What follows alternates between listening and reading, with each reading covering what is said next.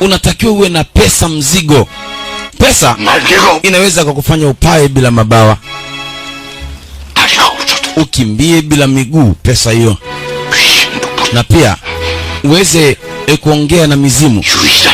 Sasa ili uweze kuwa mtu ambaye ni best katika ulimwengu, hakikisha ukusanye pesa mingi sana, kwa sababu hiyo Kijongo Head Merchant ni mfanyabiashara mwenye pesa. Kwa Kijongo mwanangu, tafuta pesa, ndio inaniua hapa baba yako. Mzee hali inazidi kuwa mbaya, sumu inaanza kufinya mautumbo mondani, maini na marotorote na masinasiko. Dingi anasema hapana mwanangu.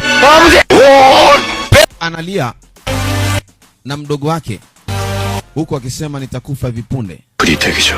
Anakumbuka, anaambia baba, anamwambia hii dunia ina mengi. Jua hivyo Yoningi mwanangu, unaweza ukaishi na mtu aliyefunua kinywa chake lakini moyo wake unalia. Hivyo jifunze kuishi na watu kwa sheria kali, maana dunia ina mengi ndani yake. Binadamu huyo atakaye kujengea nyumba, na ndio huyo atakaye kunyima na kitanda. Huyo atakaye kung'oa meno, ndio huyo atakaye kupa na mswaki pia. Kuwa nao makini hao walimwengu bwana.